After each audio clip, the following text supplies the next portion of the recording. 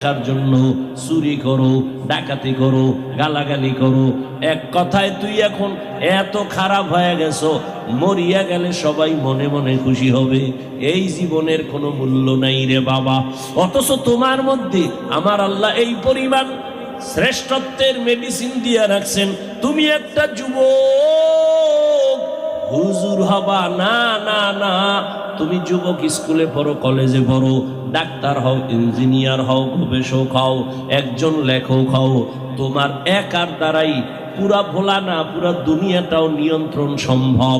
এই পরিমাণ মেধা তোমার ভেতরে আছে, কিন্তু নিজের মেধা নিজেই নষ্ট করেছো। লেখাপড়া নাই, চরিত্র নাই, রাতের ঘুম শরীরের ঔষধ।